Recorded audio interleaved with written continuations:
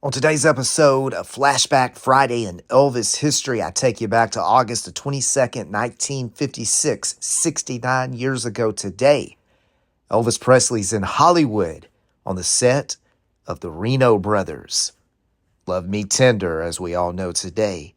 The first ever day on set, Elvis is a movie star. Let's explore it today on this episode. Stay tuned. So here is a cool photo of Elvis Presley in Love Me Tender. His dream today is coming true. 69 years ago today, you have to believe that Elvis Presley was on top of the planet. The entire planet. He used to work as an usher back in Memphis. Got in a fight, actually, and was fired. But now, Elvis is a movie star. And today, 69 years ago, was his first day of work. And I bet he was excited. I know I was excited my first day in an acting role, thinking that, man, I'm actually doing this, something that I've always wanted to do. And it's just kind of it's a thrill. It's a thrill, no doubt about it.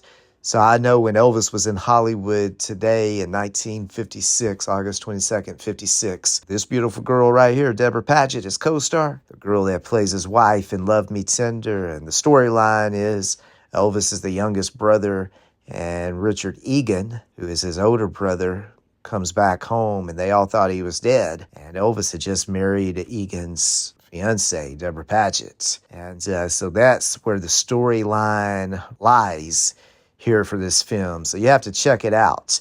And, I'm about to tell you something, so go ahead and pause it if you want to watch the movie first, because I'm about to tell you the ending, and I'm going to give you 3 seconds to pause. All right, you're still with me. So Elvis dies in this film, and boy, was there a problem for the producers back at Fox. So Fox decided there's no way we can let Elvis just die like this. So they had to go back and reshoot the ending where Elvis actually sings Love Me Tender from the grave. So Elvis dies in the movie, we fade to the graveyard, and then Elvis appears up on the right side of the frame, singing Love Me Tender as the credits roll. So it was a way to kind of like make people happy, because all the girls are going to be screaming and crying and stuff in the movie theaters. We can't let them go home upset like that. So let's just give them Elvis up on screen. Hey, he's still here with us. Everything is good, girls. And that's exactly what they did. I heard they had a huge meeting there at Fox, and they had to vote on this. So that ending is what they gave us. So now let's get to Deborah Paget. What a beautiful woman. Funny thing is, I interviewed Elvis's friend Ronald Smith a few years ago. Ronald Smith told me that after Elvis returned home from filming this movie, at the Audubon house in the kitchen, Ronald Smith said that Elvis looked at him and said, "Ronnie, and I thought I was in love with Dixie till I saw Deborah Paget." Elvis was in love with Deborah Paget. I think I'm in love with Deborah Paget. Probably all you other guys watching this film is in love with Deborah Paget. I mean, look at her. That's a movie star right there. And Deborah's still with us. And Miss Paget, if you're watching this, I would love to interview you and honor your story with Elvis here in Love Me Tender. I'm working on it. It would be a fascinating story to honor Miss Paget. And I just think that her and Elvis had such a great chemistry for this movie, for it to be Elvis's first ever role. I'm sure she made Elvis comfortable on set. And it looks like he enjoyed hanging out with her off the set, too, with the photos that I'm showing you. This is what Deborah had to say back in 1956 about Elvis. Elvis was a normal, healthy 21-year-old. For one thing, he had a large amount of energy to burn. She learned that one morning when she walked onto the set, someone shouted, "Duck!" a split second before a football shot past her head. Deborah remembers a moment later, Elvis was by my side, breathless and apologizing. "I'm so sorry, Deborah. I'm sorry."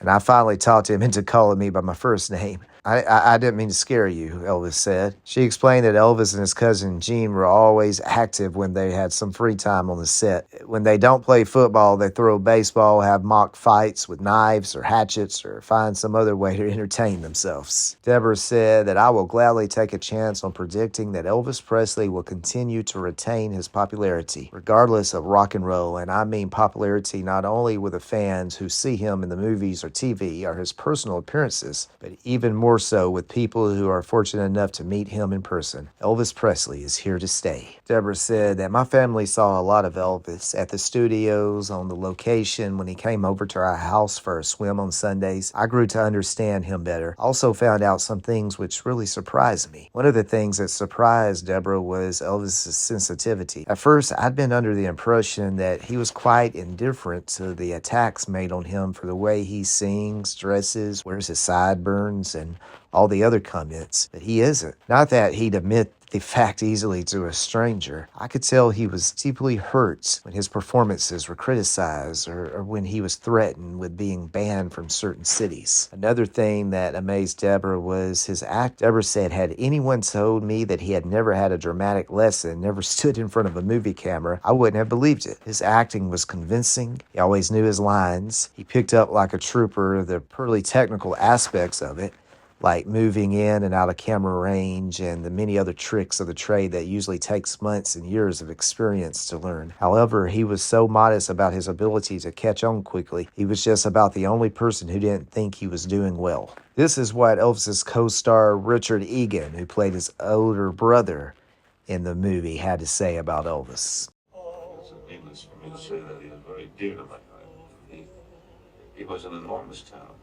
He had an ability to stir people's souls.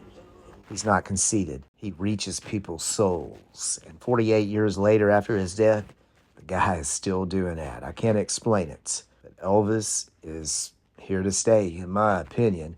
Now, Richard Egan even had this to say about Elvis. This was back in 1956. Richard said there's nothing phony about him, and he works hard. I like that. He is self-assured. That's fine with me. I'm all for him, and all of us associated with him in the picture are rooting for him. Egan said, I even grew sideburns because I'm playing his older brother. Elvis is a surprising type of actor. He's the Mel Monroe. You give him lines, and he says them the way he would in real life, and that's the best kind of acting when you're not. So I learned that Love Me Tender made $4 million. That's a lot of money for 1956, and I believe it is one of Elvis Presley's highest grossing movies. You teenager girls back then, y'all showed out for Elvis. Y'all went to the movie theaters, and I appreciate you for that. So something I learned about the first day on set 69 years ago, Elvis showed up and told people that he knew all the lines, and he wasn't joking. Elvis had memorized the entire script. He knew his lines, he knew Deborah Paget's lines, he knew Richard Egan's lines, he knew the actress that played his mama's lines. Elvis literally studied the entire Love Me Tender script, or Reno Brothers script, as Elvis would have known it at that point in time 69 years ago. So I can only imagine Elvis is on set for that first time ever. He's now a movie star. His dreams have come true. He is on top of this planet. I've been on a movie set before, commercial sets, a television set, and I felt that thrill inside of me that I can't believe I accomplished this. Something that was a dream of mine that I just knew I had to do. Here I am, I'm doing it. So I know what Elvis was feeling. Now, I'm not Elvis. I'm not that superstar Elvis was. But hey, I'm an actor. No doubt about it. Can't take that away from me. Also on that first day of set, the producer of Love Me Tender was David Westbart. David Westbart was also producing a movie about James Dean, the James Dean story. And Elvis talked about that movie all day with Mr. Westbart there 69 years ago today. And Elvis told him that he thinks that he would make a good James Dean. Of course, that movie was never made. It actually was made, and it was a documentary. And it's a really cool documentary on James Dean. It's called A James Dean Story. I highly recommend you to watch it. I believe it's on Tubi. So go put A James Dean Story and watch that. I wish they would have done an Elvis Presley story like they did for James Dean. But yeah, Elvis talked with David Westbart, the producer, about being in that movie today, 69 years ago. So guys, Love Me Tender ended up being a success. It was a great way to introduce Elvis to the movie audience. And also, Hollywood took notice of Elvis's potential, and all the movies that we get after Love Me Tender happened because of how huge Elvis Presley really was. When they wrote this script, Elvis was not supposed to sing in the movie, but the producers were like, hey man, this guy is a mega success. We have to put some songs in there and make that money. They included 3 songs in the film, and Love Me Tender, of course, becomes the title of the film. What a great song that song is, Love Me Tender, Love Me True. And I'll let Elvis take the rest of it away. But anyway, guys, thanks for watching this episode of Flashback Friday in Elvis history. Yes, 69 years ago today, Elvis is in Hollywood filming Reno Brothers, what we would know as Love Me Tender, and hanging out with the beautiful Deborah Paget. So guys, thanks for watching. Until next time, I'll see you down the road.